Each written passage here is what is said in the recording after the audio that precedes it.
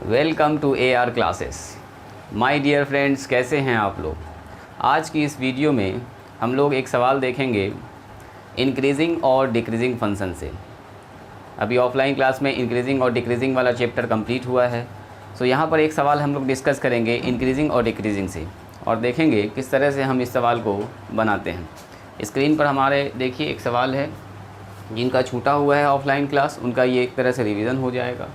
तो ये हमारे पास एक फंक्शन दिया गया fx, ये इतना बड़ा फंक्शन है। कह रहा है फाइंड द इंटरवल्स निकालिए ऑन विच या इन विच कह सकते हैं fx इज़ इंक्रीजिंग, यानी fx कहाँ से कहाँ तक बढ़ रहा है। यानी fx जो फंक्शन है हमारे पास, इस फंक्शन का नेचर बढ़ने वाला है या घटने वाला है। अगर बढ़ने वाला है तो कहाँ से कहाँ तक, किस इंटरवल के बीच में, x के किस मान के लिए हमेशा बढ़ रहा होगा, x के किस मान के लिए घट रहा होगा। तो वर्ड देखिए लिखा हुआ है स्ट्रिक्टली इंक्रीजिंग और स्ट्रिक्टली डिक्रीजिंग, और ये आंसर रेड से जो लिखा हुआ वो आंसर है। तो हम लोग डिस्कस करेंगे पूरे सवाल को।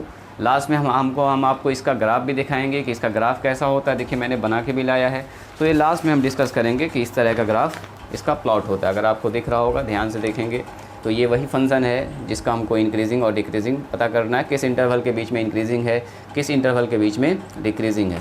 तो जब पूरे सवाल को बना लेंगे तब इस पर हम लोग डिस्कस करेंगे कि कैसे कैसे यहाँ पर क्या क्या हुआ है, तब आपको ज़्यादा बेहतर समझ में आएगा। सो ग्राफ हम लोग डिस्कस करेंगे आखिर में क्लास के।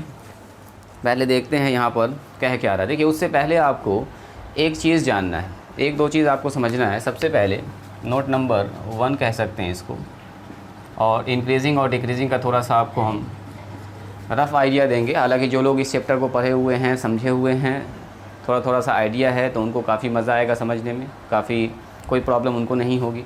एक चीज़ आप ये जानिए कि अगर हमारे पास कोई फंक्शन ऐसे लिखा रहता है y बराबर fx, और y बराबर fx, मान लीजिए एग्जांपल के तौर पर ऐसे लिखा y बराबर x² प्लस में 5x प्लस में 3। तो इसी फंक्शन को लिखने का तरीका y के फॉर्म में, इसी फंक्शन को लिखने का तरीका ऐसे भी है। fx बराबर ऐसे लिख सकते हैं x² प्लस में 5x और प्लस में 3, ऐसे भी लिख सकते हैं।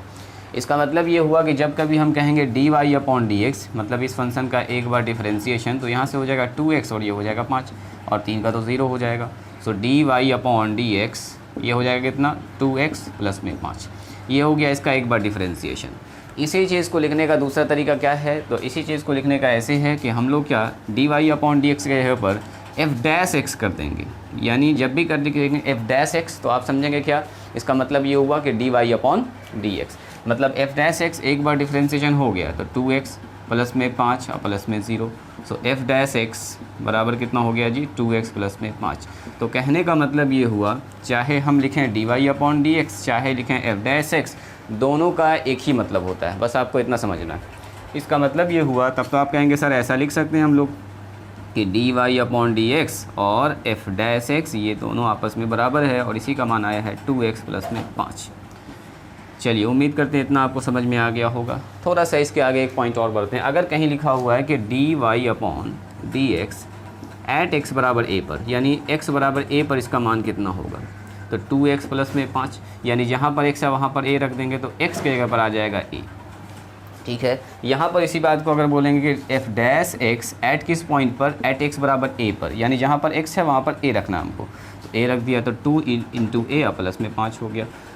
तो उम्मीद करते हैं इतनी सी बात आपको समझ में आई होगी। ये हो गया कि अगर dy अपॉन dx को लिखना है तो चाहे हम लिखें उसको dy अपॉन dx, तो बार बार dy अपॉन dx ना लिखना पड़े, इसीलिए सीधे हम लोग यूज़ करेंगे f', या डिफरेंशिएशन में y' भी लिखते हैं, y1 भी लिखते हैं इसी dy अपॉन dx को। यहाँ पर हम लोग जनरली ज़्यादातर यही यूज़ करेंगे, जब भी कभी डिफरेंशिएशन की बात आएगी सीधे बोल देंगे f'।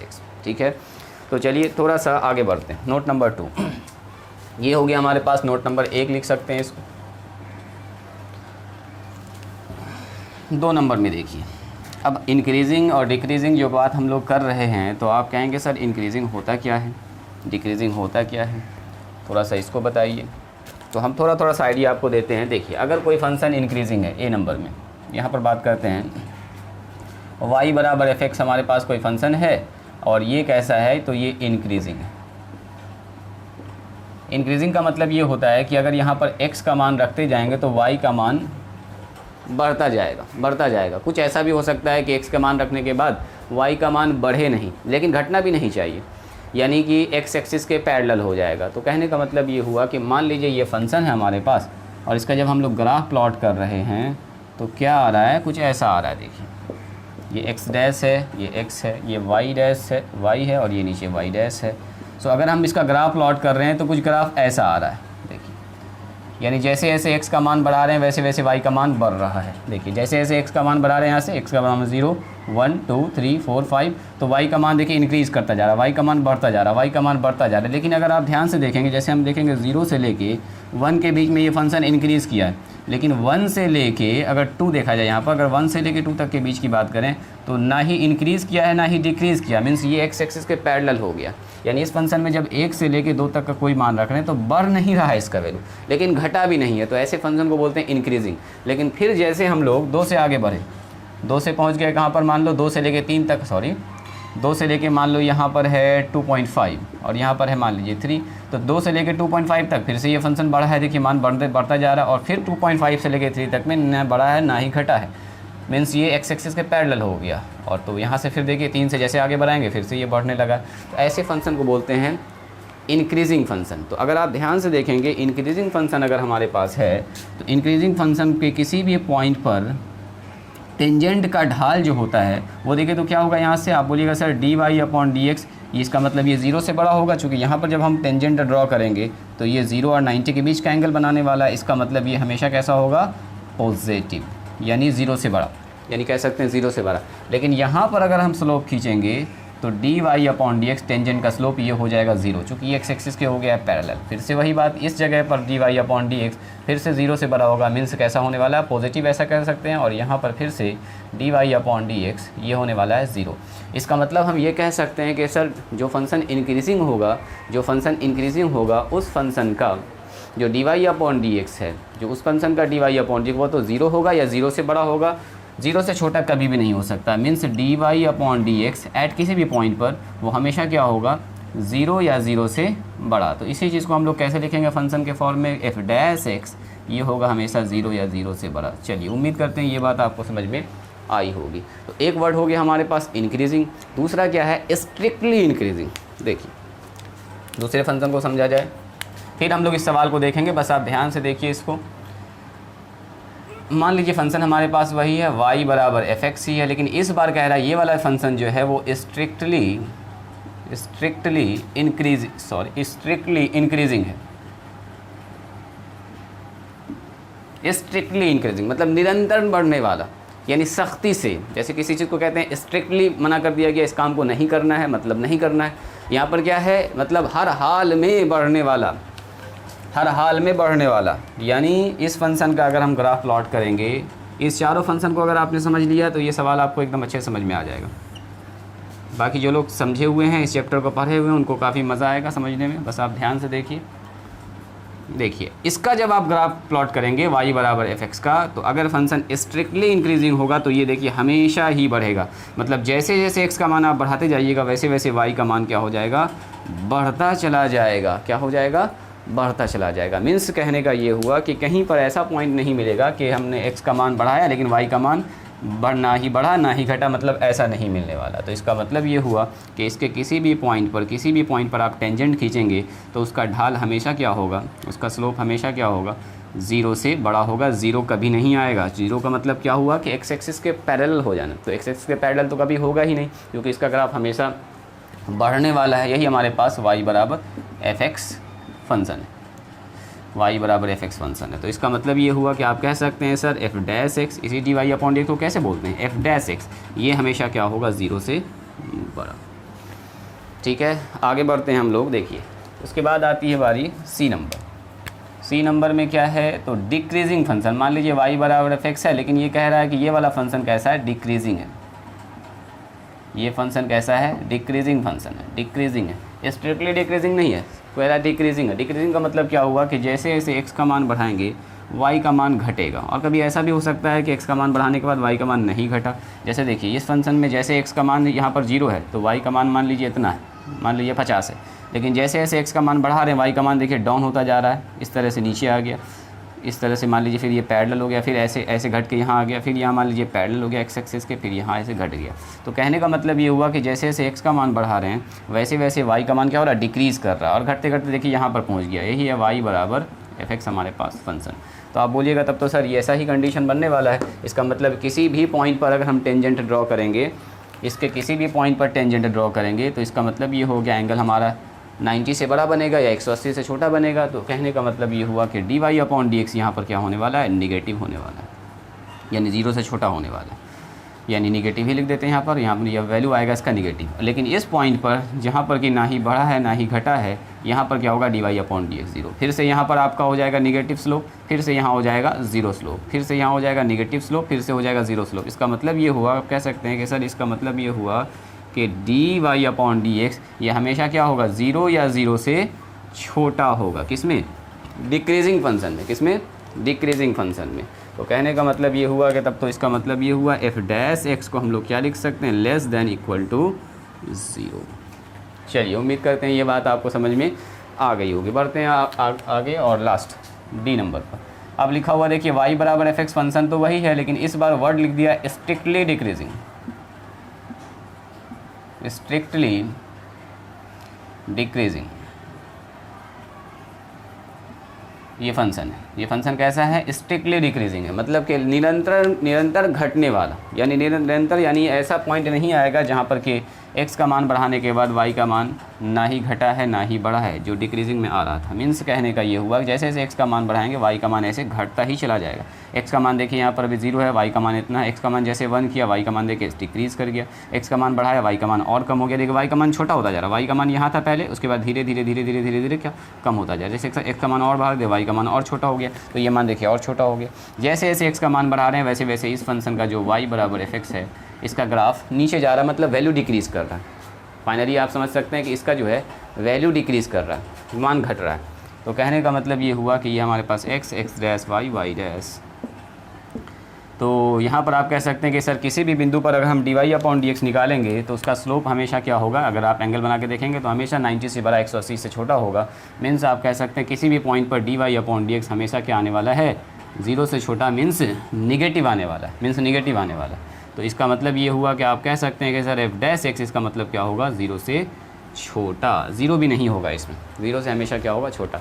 तो अगर ये कंडीशन बनता है बोलेंगे स्ट्रिक्टली डिक्रीजिंग, ये कंडीशन बनेगा बोलेंगे इन डिक्रीजिंग फंक्शन, ये बनेगा तो बोलेंगे इंक्रीजिंग फंक्शन, स्ट्रिक्टली इंक्रीजिंग, और ये कंडीशन बनेगा तो बोलेंगे इंक्रीजिंग फंक्शन। तो ये 4 तरह का फंक्शन है। कैसे आप पहचानेंगे, आपको सबसे पहले करना है D Y upon D X. तो D Y upon D X काफ़ी पावरफुल चीज़ है। आप अभी पढ़ रहे होंगे एक्सरसाइज एप्लीकेशन ऑफ डेरिवेटिव, तो आपको आइडिया लग रहा होगा। सबसे पहले हम लोगों ने सीखा कि इसमें नॉर्मल और टेंजेंट का इक्वेशन निकालना, नॉर्मल और टेंजेंट का इक्वेशन निकाला। उसके बाद फिर अभी हम लोग सीख रहे हैं क्या, इंक्रीजिंग और डिक्रीजिंग। इस D Y upon D X हम लोग पता कर सकते हैं किसी फंक्शन का ग्राफ कैसा है, इंक्रीज़ कर रहा है कि डिक्रीज़ कर रहा है। तो चलिए उम्मीद करते हैं आपको ये बात समझ में आई होगी। D Y upon D X means simple सा डिफरेंशिएशन, उसका हम लोग अब यूज़ कर रहे हैं, यूज़ पढ़ रहे हैं, ठीक है। तो चलिए आगे बढ़ते हैं। अब इस सवाल को देखते हैं। कह रहा कि किस इंटरवल के बीच में कहाँ से कहाँ तक, 2 से लेकर 5 तक, 5 से लेकर 7 तक ये फंक्शन का ग्राफ बढ़ने वाला होगा या घटने वाला होगा या इंक्रीज़ कर रहा होगा या डिक्रीज़ कर रहा होगा। तो वर्ड क्या है कि स्ट्रिक्टली इंक्रीजिंग, स्ट्रिक्टली डिक्रीजिंग के लिए कंडीशन आप निकालिए कि हमेशा बढ़ने वाला हो हमेशा घटने वाला हो, उस इंटरवल को आपको निकालना है। तो चलिए हम लोग स्टार्ट करते हैं इस सवाल को बनाना। इसको आप स्क्रीनशॉट ले सकते हैं। ये 4 बात अगर आप समझ गए तो आपको कोई भी दिक्कत नहीं होने वाली है, बस D Y upon D X समझ में आना चाहिए। D Y upon D X काफ़ी काम का चीज़ है। इस पर हम लोगों ने पहले सिंपल सा D Y upon D X निकाला था, उसके बाद अब इसका एप्लीकेशन सीख रहे हैं।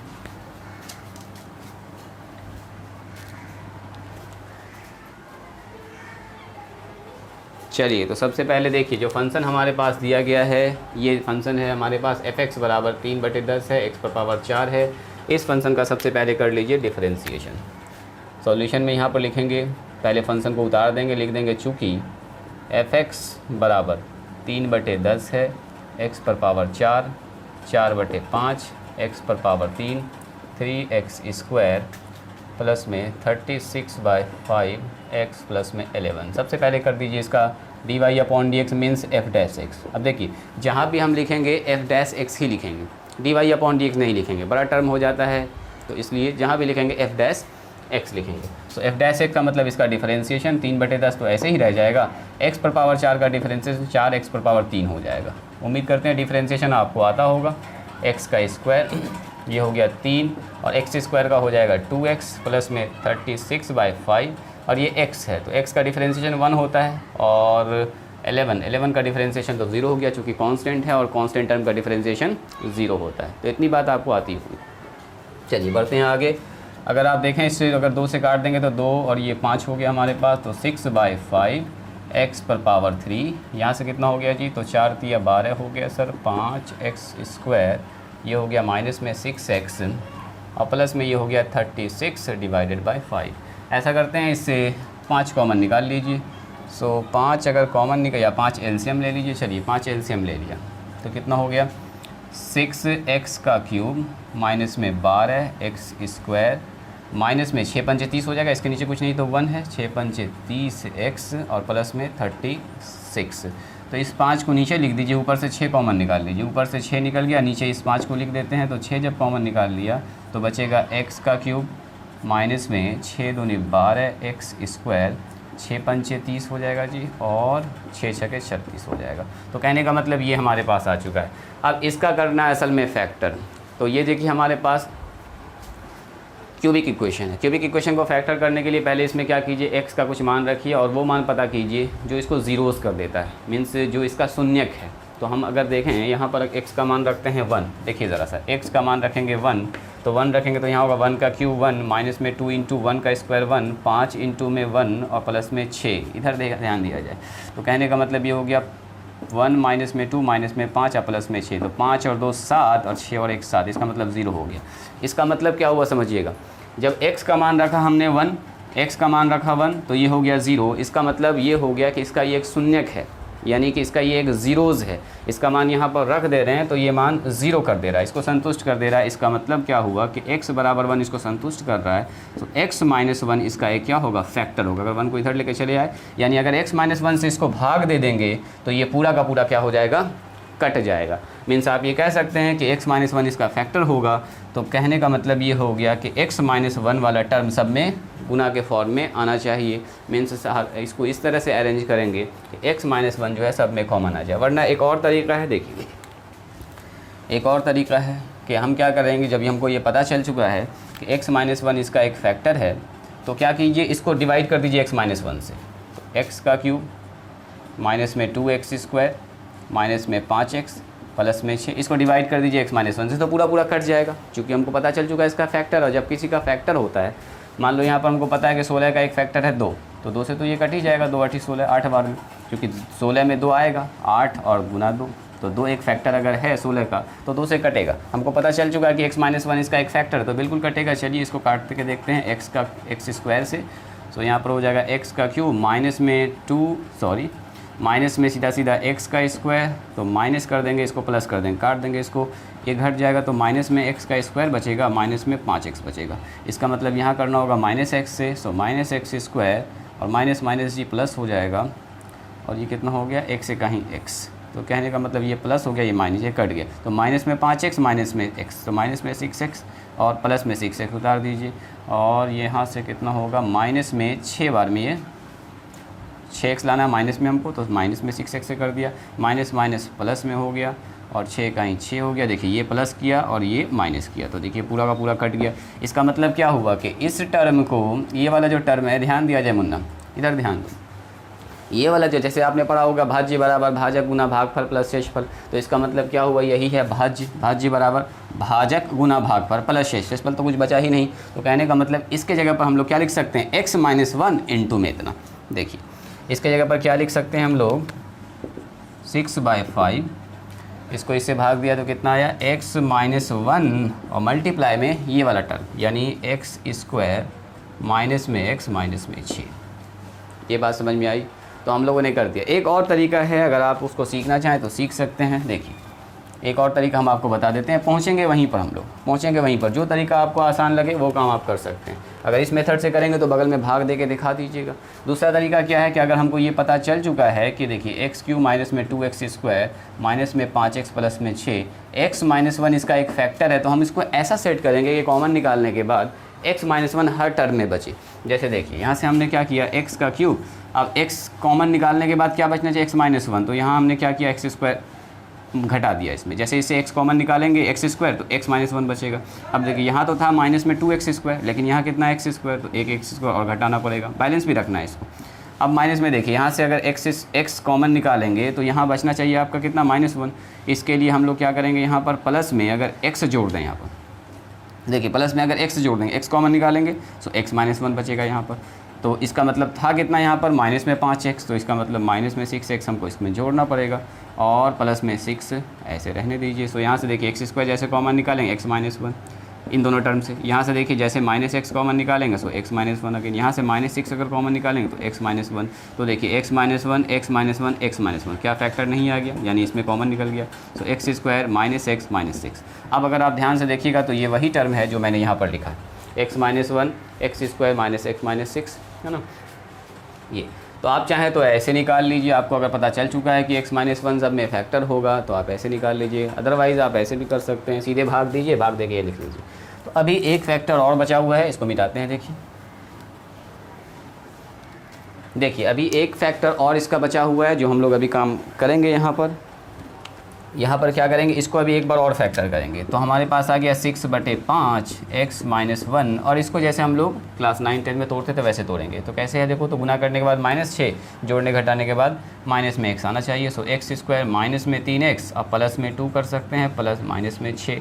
तो कहने का मतलब 6/5 x-1, यहाँ से कितना हो गया, x कॉमन निकाल लेंगे तो बचेगा हमारे पास x-3, यहाँ से अगर 2 कॉमन निकाल लेंगे तो बचेगा x-3। तो हो रहा है हमारे पास 6/5 x-1। यहाँ से देखिए तो x-3 फैक्टर दोनों में है और कॉमन दोनों में है, और यहाँ से x+2। तो ये हो गया हमारे पास f'(x). ये क्या निकल गया हमारे पास, f'(x). अब देखिए इम्पॉर्टेंट बात क्या है, अब इम्पॉर्टेंट बात क्या है कि ये जो f'(x) आया है डिफरेंशिएशन के बाद, यानी ये हर पॉइंट पर, किसी भी कर्व के हर पॉइंट पर अगर हम टेंजेंट का ढाल निकालेंगे x के अलग अलग मान के लिए, तो ये सब ढाल है, ये सब क्या है, टेंजेंट का स्लोप है, यानी टेंजेंट का ढाल है। 1 मिनट दिख रहा है आपको, हाँ, ये क्या है देखिए, टेंजेंट का, 1 मिनट, टेंजेंट का ये हमारे पास ढाल है। अब हम क्या करते हैं, पहले वो पॉइंट पता करते हैं जहाँ पर फंक्शन का नेचर क्या होता है, बदलता है, जहाँ पर फंक्शन का नेचर चेंज करता है। मतलब फंक्शन पहले इंक्रीज़ से डिक्रीज़ हुआ होगा या डिक्रीज़ से इंक्रीज़ किया होगा, यानी वो टर्निंग पॉइंट पता करना है जहाँ से फंक्शन क्या हो रहा है, मुड़ रहा है, घूम रहा है। तो पहले वो टर्निंग पॉइंट पता करेंगे। तो इसके लिए क्या करेंगे, इसके लिए हम लोग क्या करेंगे, f'(x) जो निकाला हम लोगों ने, इसको कर देंगे 0 के बराबर। 9 f'(x), तभी इंटरवल हमको पता चल पाएगा। ये जो f'(x) निकाला है हमने, इसको कर देंगे 0 के बराबर, मीन्स नीचे लिखते हैं थोड़ा सा, f'(x) 6/5 x-1, मतलब यहाँ पर स्लोप क्या हो जाएगा, देखिए 0। स्लोप 0 का मतलब क्या हो गया, x एक्सिस के पैरेलल, मतलब वहाँ से फंक्शन का ग्राफ, वो कर्व जो है मूव किया होगा, घूमा होगा। तो कहने का मतलब इसको हम लोग कर देंगे किसके बराबर, 0 के बराबर। तो देखिए तो यहाँ से क्या आ जाएगा, आप बोलिएगा तब तो sir 6/5 x-1 x-3 and x+2 बराबर कितना हो गया, 0 हो गया। तो अगर ये 0 हो गया तो 3 टर्म यहाँ पर हो जाएगा कि x-1 0 हो, या x-3 0 हो, या x+2 0 हो जाए। तो यहाँ से देखिए तो x का क्या मान निकल गया, x का मान 1, x का मान निकल गया 3, और x का मान निकल गया है -2। यही देखिए, ये वो 3 पॉइंट्स है जहाँ पर के फंक्शन का नेचर बदल रहा है, इंक्रीज़ हो रहा होगा वहाँ के बाद से, या डिक्रीज़ हो रहा होगा, ये हमको अभी नहीं पता है, तो हम चेक करेंगे इसको। सबसे पहले ये पता कीजिए वो 3 पॉइंट कहाँ पर है। तो आप देखेंगे वो 3 पॉइंट है -2, 1 एंड 3। तो मान लेते हैं -2 यहाँ पर है संख्या रेखा पर, उसके बाद 1 होगा कहीं पर, तो 1 यहाँ पर मान लेते हैं, 1 के बाद 3 आया है तो मान लेते हैं 3 यहाँ पर। ये 3 पॉइंट हमको पता चल चुका है जहाँ पर फंक्शन का नेचर क्या हो रहा है, चेंज हो रहा है। ये हमारे पास नंबर लाइन है।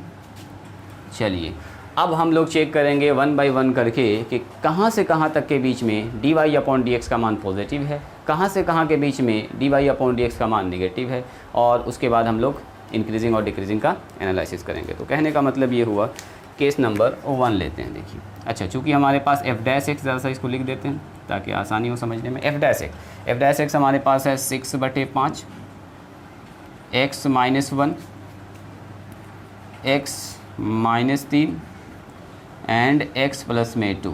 तो देखिए केस नंबर 1 2 3 करके हम लोग यहाँ पर काम करेंगे। केस नंबर 1, जब x का मान व्हेन, चूँकि यही हमको बताएगा टेंजेंट यानी D Y upon D X कि इंक्रीज हो रहा है कि डिक्रीज हो रहा है, तो लिखेंगे when x belongs to, x कहाँ से कहाँ तक है, तो -∞ से लेके -2 तक के बीच में अगर लिया जाए, क्लोज कर देते हैं, 2 को भी अभी शामिल करते हैं।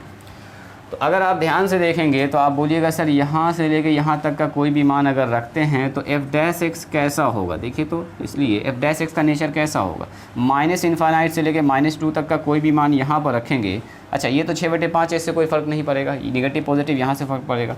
तो आप बोलिएगा सर यहाँ -1 से हमेशा छोटा मान रख रहे हैं पहले, तो इसका मतलब पहला टर्म हमेशा निगेटिव मिलने वाला है।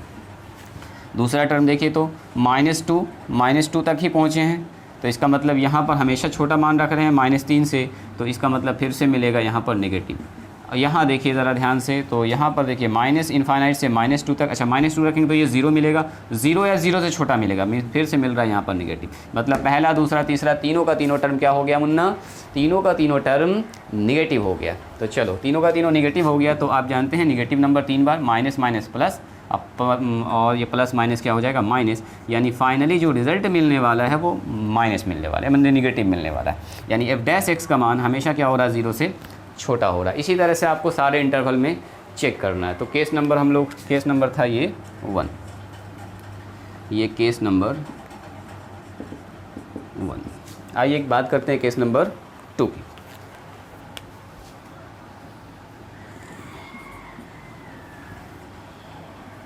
चलिए, केस नंबर 2, केस नंबर 2 हमारे पास क्या है। सो केस नंबर 2 में व्हेन लिखेंगे, when x belongs to, x कहाँ से कहाँ तक हो, तो जब x का मान -2 से लेके 1 तक हो, जब x का मान -2 से 1 तक हो, क्लोज ही करेंगे, अभी क्लोज ही रखेंगे, इंक्रीजिंग डिक्रीजिंग लिखेंगे, तब हम लोग ओपन वगैरह देखेंगे, क्योंकि स्ट्रिक्टली वर्ड आएगा तो 0 वाला टर्म हटाएंगे सिर्फ। चलिए, तो हमारे पास क्या हो रहा है, देन, तब आप ये कह सकते हैं कि देन तब सर देखिए एफ डैश एक्स का जो मान होगा, बस इसको आपको ध्यान से देखना, -2 से लेके, देखिए यहाँ से यहाँ तक के बीच का मान कोई भी रखेंगे तो क्या ये वाला मान देखिए -2 से लेके 1 तक का कोई मान रख रहे हैं, -2 से, तो 0 या निगेटिव आएगा, यानी ये वाला नंबर 0 या निगेटिव, फाइनली निगेटिव आएगा।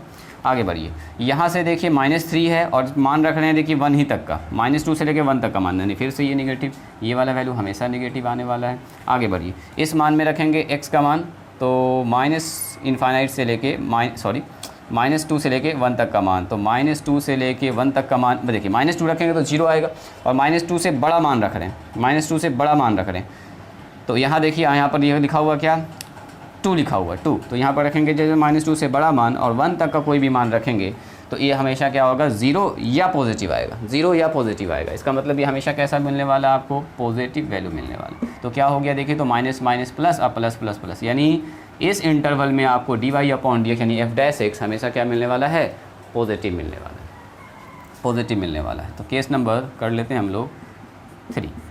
देखिए केस नंबर 3 ज़रा चेक कीजिए, तो केस नंबर 3 में हम लोग देख रहे हैं क्या, कि जब x का मान लिखेंगे व्हेन x बिलोंग्स टू, कहाँ से कहाँ तक लेना, 1 से लेके 3 तक, तो 1 से 3 तक, तो 1 से 3 तक जब लेंगे तो देन एफ डैश एक्स का मान क्या होगा, टेंजेंट ज़रा चेक कीजिए, पॉजिटिव आ रहा है कि निगेटिव आ रहा है, यही तो बताएगा आपको इंक्रीज़ हो रहा है कि डिक्रीज़ हो रहा है। तो ज़रा चेक कीजिए, यहाँ पर जब मान रखेंगे 1 से लेके 3 तक तो हमेशा देखिए पॉजिटिव, चूँकि यहाँ पर मान रखा हुआ 1 और हम यहाँ रख रहे हैं 1 से लेके 3 तक का मान, 1 पर तो 0 आएगा, 1 से बड़ा कोई भी मान रखेंगे तो बड़ा मान, उसमें 1 घट रहा है, तो इसका मतलब पॉजिटिव मल्टीप्लाई।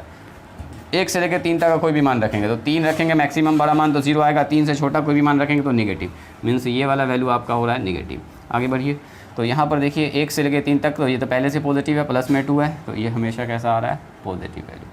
तो क्या आ रहा है देखिए, तो प्लस माइनस माइनस और माइनस प्लस फिर से माइनस, यानी ये वैल्यू हमेशा निगेटिव आ रहा है। बस आपको यही ध्यान देना, कहाँ से कहाँ तक निगेटिव, कहाँ से कहाँ तक पॉजिटिव। और लास्ट केस नंबर 4 कर लेते हैं। बस आपको ध्यान से देखना है, ये सवाल लगभग ख़त्म होने वाला है। So when x belongs to, x कहाँ से कहाँ तक हो जब, सो x हो हमारे पास 3 से बड़ा, तो 3 से बड़ा कहाँ तक जी, तो 3 से बड़ा पॉजिटिव यानी अनंत तक, 3 से बड़ा कहाँ तक, अनंत तक।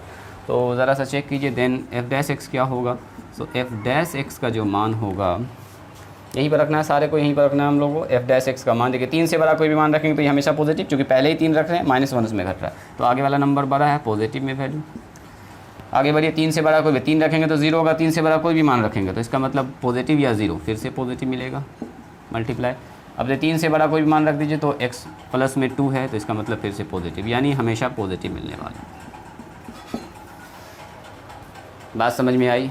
तो कहने का मतलब ये हुआ कि 2 इंटरवल ऐसा है जहाँ पर देखिए, अगर केस नंबर 1 देखा जाए और केस नंबर 3 देखा जाए, तो 2 इंटरवल ऐसा है जिसमें f डैश x का मान क्या हो रहा है, निगेटिव हो रहा है। इसका मतलब क्या हुआ, f डैश x अगर निगेटिव होता है तो वो फंक्शन उस इंटरवल में डिक्रीज़ कर रहा होगा, और अगर 2 इंटरवल ऐसा है, ज़रा से देखिए 2 इंटरवल हमारे पास रेड से हम बना देते हैं। यहाँ देखिए इंटरवल नंबर, केस नंबर 2 में, इस इंटरवल में f डैश x का मान कैसा है, पॉजिटिव है। इस इंटरवल में देखिए 4 नंबर में f डैश x का मान क्या है, पॉजिटिव है। इसका मतलब क्या हो रहा है, इसका मतलब ये हो गया कि dy/dx किसी भी पॉइंट पर स्लोप खींच रहे हैं तो पॉजिटिव आ रहा है, मीन्स क्या होगा, उस इंटरवल में जो फंक्शन हमारे पास दिया गया वो इंक्रीज़ कर रहा होगा, मतलब वो बढ़ रहा होगा। तो चलिए इसका ग्राफ भी हम आपको दिखाएंगे, फिर जो मैंने बना के लाया वो भी आपको दिखाएंगे। थोड़ा सा वेट किया जाए, लगभग हम लोग इसको कंप्लीट करने वाले हैं। तो देखिए केस नंबर, अब जो सवाल पूछा है उसको हम लोग लिखेंगे स्ट्रिक्टली और स्ट्रिक्टली इंक्रीजिंग और स्ट्रिक्टली डिक्रीजिंग की बात। देखिए तो क्या देखेंगे हम लोग, लिखेंगे इफ़, ए नंबर सवाल के लिए, इफ़ f(x) इज़ स्ट्रिक्टली, पहले क्या है तो ए नंबर में इंक्रीजिंग है, इंक्रीजिंग। अगर f(x) इंक्रीजिंग होगा, स्ट्रिक्टली इंक्रीजिंग मतलब लगातार बढ़ने वाला, तो क्या होना चाहिए, f डैश x का मान, यानी यहाँ पर x का अलग अलग मान रखेंगे तो f डैश x का मान वो हमेशा 0 से बड़ा होना चाहिए। मीन्स x बिलोंग्स टू, अब ज़रा देखिए कहाँ से कहाँ तक है, ये मान 0 से बड़ा कब कब हुआ है, तो आप बोलेंगे सर ये मान 0 से बड़ा केस नंबर 2 में हुआ है, जब x का मान कहाँ से कहाँ तक हो, -2 से 1 तक। तो जब x का मान x बिलोंग्स टू कितना हो जाए, अच्छा स्ट्रिक्टली वर्ड है, देखिए अगर -2 रख देंगे फंक्शन में, -2 रख देंगे तो -2 पर तो 0 आ रहा है, तो 0 तो आना नहीं चाहिए। तो इसका मतलब ये हुआ कि -2 नहीं लेंगे, -2 को छोड़ के -2 से बड़ा, और 1 भी अगर रख देंगे तो अभी जो f डैश x हमारे पास फंक्शन है, देखिए 1 रख देंगे तो 0 आ जाएगा, सो 1 को भी छोड़ना पड़ेगा, क्योंकि स्ट्रिक्टली वर्ड यहाँ पर यूज़ किया गया है। इसका मतलब -2 से लेके 1 तक का कोई भी मान रख दीजिए, या कौन सा मान, पॉजिटिव के लिए फिर से देखिए कंडीशन और बना था पॉजिटिव वाला, यहाँ कंडीशन, तो पॉजिटिव कब होगा, जब 3 से बड़ा और इन्फानाइट से छोटा हो। तो 3 से बड़ा 3 शामिल नहीं करेंगे, चूँकि 3 शामिल करेंगे तो ये क्या हो जाएगा, 0 हो जाएगा, तो 0 वाला कंडीशन इसमें आना ही नहीं, 3 नहीं रखेंगे, 3 से बड़ा और पॉजिटिव तक कुछ भी इन्फानाइट में आप रख सकते हैं। तो कहने का मतलब ये, इसी को लिखने का एक और तरीका सेट थ्योरी में, और की जगह पर यूनियन लिख दीजिए, मतलब या तो इस सेट का कोई वैल्यू होगा या तो दूसरे वाले सेट का कोई वैल्यू होगा। ये असल में लिखा हुआ है रियल नंबर्स का सेट, रियल नंबर के सेट को इंटरवल में लिखते हैं, चूँकि 2 नंबर्स के बीच में अनंत नंबर होता है, इन्फानाइट नंबर, तो उस नंबर को सेट थ्योरी में कैसे लिखेंगे, सेट के अंदर लिखना असंभव है, संभव नहीं है। इसके लिए हम लोग यूज़ करते हैं इंटरवल्स का। इसका मतलब ये हो गया कि 3 से बड़ा, इसमें सारी संख्या लिखी हुई है, 3 से बड़ी और इन्फानाइट से छोटी, दुनिया की जितनी संख्याएं आप सुन सकते हैं, डेसिमल में, फ्रैक्शन में, मिक्स फ्रैक्शन में, किसी में भी, वो हमेशा यहाँ पर लिखा हुआ, हाँ बल्कि रियल नंबर होना चाहिए, इमेजिनरी नहीं, रियल नंबर होना चाहिए। तो कहने का मतलब ये हो गया हमारे पास। और दूसरा क्या हो गया, देखिए दूसरा हमारे पास कह रहा है f(x) इज़ स्ट्रिक्टली डिक्रीजिंग। तो f(x) इज स्ट्रिक्टली डिक्रीजिंग के लिए क्या लिखेंगे हम लोग, if f(x) is strictly decreasing, मतलब क्या हुआ, हमेशा घटने वाला, हमेशा घटने वाला। सो आप कहेंगे सर तब तो f डैश x का मान वो हमेशा होना चाहिए 0 से छोटा, 0 से छोटा। तो 0 से छोटा कब कब हुआ, देखिए f डैश x का मान, तो अगर आप ध्यान से देखेंगे 0 से छोटा तब यहाँ हुआ है पहले नंबर केस नंबर 1 में, और केस नंबर 3 में, इधर ध्यान दिया जाए तो केस नंबर 3 में तो कहने का मतलब ये हो गया कि जब x बिलोंग्स टू, आप कह सकते हैं कि सर व्हेन ये कब होगा, ये कब होगा, तो आप लिख सकते हैं व्हेन, यहाँ पर व्हेन x बिलोंग्स टू कहाँ से कहाँ तक। सो जब x का मान देखिए माइनस इन्फानाइट से -2 अगर रख देंगे तो ये 0 हो जाएगा, तो -2 को छोड़ के यानी माइनस इन्फानाइट से लेके -2 ओपन इंटरवल में लिखेंगे। और निगेटिव कब हुआ है, तो निगेटिव यहाँ हुआ, दूसरा नंबर यहाँ हुआ 1 से लेके 3 तक के बीच में। या आप कह सकते हैं कि सर 1 से लेके 3 तक के बीच का कोई भी नंबर रखेंगे, 3 और 1 नहीं रखेंगे, चूँकि 3 जब रखेंगे तो 0 हो जाएगा, 1 रखेंगे तो 0 हो जाएगा, तो 0 वाला कंडीशन यहाँ आना ही नहीं है। लेस देन 0 होना चाहिए, हमेशा 0 से छोटा होना चाहिए। उम्मीद करते हैं इतनी सी बात आपको समझ में आ रही होगी। आप पहले से अगर थोड़ा थोड़ा भी जानते होंगे तो आपको मज़ा आ रहा होगा इसमें। ग्राफ भी आपको हम दिखाएंगे, ग्राफ भी प्लॉट करेंगे, या सेट थ्योरी में इसको हम लोग ऐसे लिख सकते हैं माइनस इन्फानाइट से लेके -2 और या की जगह पर और लिख देंगे और 1 और 3 लिख देंगे। तो ये हमारे पास आंसर हो गया। आंसर चाहें तो आप मैच करवा सकते हैं। ये हमारा पहला आंसर यहाँ पर है। देखिए इस इंटरवल के बीच में इंक्रीजिंग होगा, तो देखिए -2 से लेके 1, 3 से लेके इन्फानाइट, और नीचे वाला जो इंटरवल माइनस इन्फानाइट से -2 और यूनियन लगा के 1 और 3 के बीच में क्या होगा, डिक्रीजिंग होगा। सो आंसर हमारे पास मैच कर गया। अब हम देखते हैं इसका ग्राफ। तो पहले आपके सामने हम ग्राफ बनाएंगे, इंक्रीजिंग डिक्रीजिंग का आपको आइडिया लग चुका है, तो रफ ग्राफ बना के उसके बाद फिर आपको जो ग्राफ पेपर में बना के लाए हैं उसको हम दिखाएंगे। देखिए ऐसा ही ग्राफ बना। चलिए उसके लिए हम इस तरफ वाला टर्म मिटाते हैं, इसको रहने देते हैं, चूँकि इंक्रीजिंग डिक्रीजिंग इससे हमको देखना है, ग्राफ को प्लॉट करने में आसानी होगा। तो देखिए ग्राफ प्लॉट करने के लिए आपको थोड़ा सा फंक्शन का वैल्यू पता होना चाहिए कि f(x) बराबर, अगर हम यहाँ पर लिखते हैं f(x) बराबर जैसे x² प्लस में 1, तो x बराबर अगर 1 लिख रहे हैं तो इसका मतलब यहाँ 1 का स्क्वायर प्लस में 1 यानी 2। तो इसका मतलब ये होता है कि जब x का मान 1 रख रहे हैं तो y का मान आ रहा है 2, यानी x का मान अगर 1 रख रहे हैं यहाँ से यहाँ तक तो y का मान आ रहा है 2। तो ये पॉइंट हमको यहाँ पर मिल रहा है, इसको बस आपको समझना है। जैसे f2 पूछ रहा है आपसे, तो 2 का स्क्वायर प्लस में 1, इसका मतलब ये हो गया 4 + 1, इसका मतलब 5। यानी जब x का मान 2 रख रहे हैं तो y का मान आ रहा है 5। बस इतना आपको समझना है। इसका मतलब यहाँ से यहाँ तक 2 होगा और यहाँ से यहाँ तक कितना होगा, 5 होगा। बस इतना ही सा है। तो ग्राफ आप आसानी से प्लॉट कर सकते हैं, कोई आपको दिक्कत नहीं होगी। देखिए तो सबसे पहले तो हमारे पास जो टर्निंग पॉइंट था उसको देख लेते हैं। तो टर्निंग पॉइंट हमारे पास कौन कौन सा है। सो -2 है, -2 है, 1 है और 3 है। ये सब टर्निंग पॉइंट है, मतलब ये वो पॉइंट है जहाँ पर इस ग्राफ का कर्व, यानी जब हम लोग इस फंक्शन का कर्व खींच रहे होंगे, ग्राफ बना रहे होंगे, तो वो टर्न किया होगा, या तो इंक्रीज़ से डिक्रीज़ हुआ होगा, डिक्रीज़ से इंक्रीज़ हुआ होगा, कुछ भी हो सकता है। तो ये टर्निंग पॉइंट है, टर्निंग पॉइंट भी कह सकते हैं। मैक्सिमम मिनिमम पढ़ेंगे, इसको स्ट्रीम पॉइंट भी कहते हैं या स्ट्रीमम पॉइंट भी कहते हैं। तो कहने का मतलब ये हुआ कि सबसे पहले हम लोग उस पॉइंट को प्लॉट करेंगे नंबर लाइन पर, सॉरी ग्राफ पर। तो ग्राफ हमारे पास मान लीजिए ये है, x डैश है ये, अच्छा इसको थोड़ा सा नीचे कर लेते हैं, इसको ऐसे कर लेते हैं, ठीक है। चलिए ये x डैश, ये y और y डैश। बस ध्यान से देखिए, ग्राफ आपको काफ़ी मज़ा आएगा। तो हमारे पास 1 2 3 तक जा रहा है। तो अगर मान लो यहाँ पर 1 है माइनस में, तो यहाँ पर होगा -2 -3, 1 2 3 तक जा रहा है। तो अगर ये 1 है, ये 2 है, तो ये होगा 3, ये होगा 4 और भी पॉइंट्स होगा। इधर हमारे पास कहाँ तक जाएगा तो हम उसका वैल्यू देख के डायरेक्ट लिखेंगे, यहाँ पर थोड़ा सा टाइम बचाएंगे। तो इधर मान लेते हैं, अभी हम नहीं कर रहे हैं 1 2 3, क्योंकि इधर जो है बड़ा मान जाने वाला 14 15 तक जाने वाला है, क्योंकि हम ग्राफ बना के लाए हुए हैं। देखिए तो ये हो गया। अब ये पॉइंट कौन सा है, देखिए सबसे पहला पॉइंट ये वाला है, दूसरा पॉइंट 1 मतलब ये वाला, यहाँ देखिए ग्राफ का नेचर चेंज करेगा, और तीसरा पॉइंट क्या है 3 है। ये तीनों जगह पर ग्राफ का नेचर क्या होने वाला है, चेंज होने वाला है। थोड़ा सा हम रेड से दिखाते हैं आपको, ये वाला है, ये वाला पॉइंट है, ये वाला पॉइंट। तो सबसे पहला काम यही कीजिए कि इस पॉइंट पर इस फंक्शन का वैल्यू कितना है वो मान निकालिए। तो देखिए वो मान हम निकाल के लाए हैं, आपको दिखाते हैं।